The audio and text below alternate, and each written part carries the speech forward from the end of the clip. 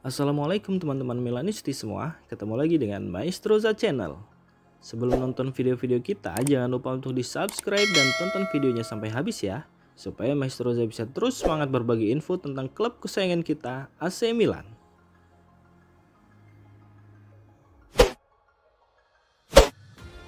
AC Milan baru saja melewati jadwal pertandingan yang sulit selama Oktober. Beruntung, di bulan November ini, Rossoneri akan menjalani laga yang cukup mudah.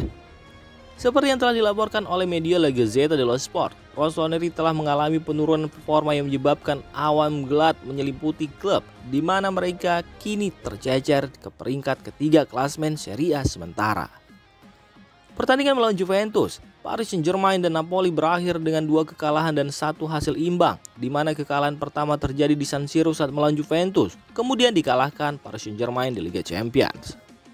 Setelah itu, AC Milan hanya bisa bermain imbang melawan Napoli. Padahal di babak pertama anak asuh Stefano Pioli sempat memimpin dengan skor 2-0. Milan telah menghadapi tim-tim papan atas di Serie A sejauh ini lebih banyak dibandingkan tim-tim lainnya. Namun antara saat ini dan pertandingan berikutnya melawan Napoli terdapat banyak pertandingan yang terlihat sederhana. Rossoneri akan menghadapi Udinese yang sedang dalam performa buruk. Kemudian dilanjutkan Lecce, Fiorentina, Frosinone, Atalanta, Monza, Salernitana, Sassuolo, Empoli, AS Roma, dan Udinese lagi, Bologna, dan Frosinone lagi. 7 dari laga-laga tersebut akan dimainkan di kandang, termasuk saat melawan Fiorentina dan AS Roma, sementara 6 laga lainnya akan dimainkan sebagai laga-laga tandang. Ini merupakan peluang besar bagi Milan untuk bisa merebut posisi puncak klasmen sementara Serie A, sekaligus mengamankan 1 tiket babak 16 besar Liga Champions.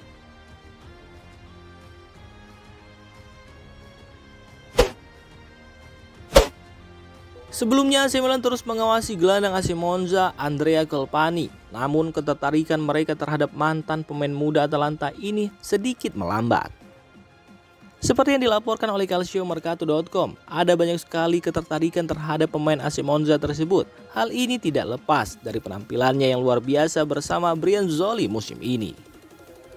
Andrea Colpani telah mencetak 4 gol dalam penampilan 9 pertandingan pertama Serie A, membantu tim asuhan Rafael Palladino meraih awal yang baik dan potensi untuk finish di papan atas atau minimalnya mencapai Europa League. Inter Milan, Juventus, dan AS Roma saat ini dipandang sebagai 3 tim yang paling serius memantau kondisi terkini dari Colpani, sedangkan Milan yang sebelumnya cukup agresif untuk memulai negosiasi kini malah menurunkan tensi. AC Monza sendiri kemungkinan akan bisa mendapatkan keuntungan besar jika mereka menjual Colpani dengan Adriano Galliani ingin memastikan bahwa dia mendapatkan harga yang lebih tinggi dari 20 juta euro. Belum jelas apa alasan Rossoneri mengundurkan pengerjaan gelandang berusia 24 tahun tersebut. Namun kemungkinan besar ini disebabkan karena Yacine Adli yang sudah mulai mendapat tempat di tim utama Rossoneri. Tidak hanya itu, AC Milan juga punya beberapa gelandang lainnya dengan kualitas yang cukup mumpuni, termasuk kebangkitan dari kinerja Tijani Reinders yang mampu membuat Milanisti cepat move on dari Sandro Tonali. Kabar mengenai masa depan Luka Jovic di AC Milan semakin tak menentu dan laporan terbaru menegaskan bahwa pemain asal Serbia tersebut semakin dekat untuk meninggalkan Rossoneri di musim akhir nanti. Hal ini terkait dengan sulitnya Jovic memberikan dampak besar ke dalam tim. Dilansir oleh calciomercato.com, Jovic belum mampu mencetak gol untuk Milan sejak kedatangannya pada bursa transfer musim panas 2023. Penyerang ini datang dengan kontrak berdurasi 1 tahun sebagai pengganti Olivier Giroud setelah upaya gagal merekrut Mehdi Taremi dari FC Porto. Kehadiran Jovic di Milan semakin dipertanyakan karena kontraknya hanya berlaku selama 1 tahun. Jovic perlu segera membuktikan bahwa ia pantas mendapatkan kontrak jangka panjang. Namun hingga saat ini belum mampu mencetak gol yang menjadi faktor kritis dalam evaluasi kinerjanya. Meskipun saat ini bukan waktunya untuk mengambil keputusan final, tetapi sulit membayangkan bahwa Milan akan mempertahankan Jovic jika ia tak mampu memperlihatkan dampak positif dalam sisa musim ini. Dalam mencari opsi lain, AC Milan sedang aktif mencari beberapa target penyerang untuk memperkuat skuad mereka pada musim panas mendatang, sehingga memungkinkan Jovic untuk mencari peluang lain di karirnya.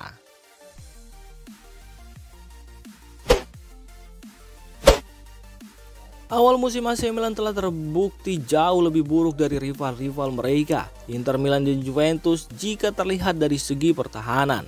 Tidak sedikit faktor yang mempengaruhi hasil ini, dan laporan terbaru yang dilansir oleh La Gazzetta dello Sport melalui calciomercato.com membantu menjelaskan mengapa situasi ini terjadi.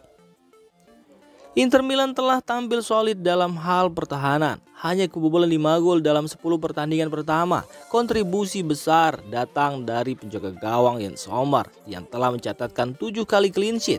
Ini mencerminkan kualitas pertahanan Inter yang tangguh. Sementara itu, Juventus juga menunjukkan performa yang impresif dengan hanya kebobolan 6 gol. Beberapa bek berkualitas seperti Bremer, Danilo, dan Federico Gatti dalam performa terbaiknya menjadikan lini belakang Juventus sangat kokoh. Namun, berbeda yang terjadi pada AC Milan, di mana Rossoneri telah kebobolan 11 gol dalam 10 pertandingan pertama.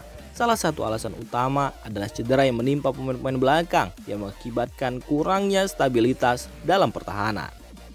Selain itu, dalam sistem 4-3-3 yang diterapkan oleh pelatih Stefano Pioli, pemain sayap juga harus berperan dalam pertahanan, dan kurangnya kerja defensif dari mereka turut berkontribusi pada masalah pertahanan Milan saat ini. Dalam mengatasi tantangan ini, AC Milan diharapkan untuk merekrut bek berkualitas yang telah terbukti dalam musim panas untuk mengisi kekosongan yang ditinggalkan oleh Simon Kjaer yang cedera.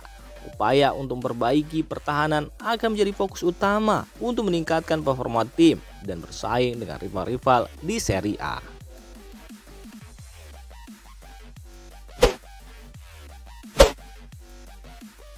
Demikian informasi dunia sepak bola terupdate hari ini. Untuk kamu yang gak mau ketinggalan seputar informasi sepak bola Eropa, silahkan like, subscribe, dan share video ini.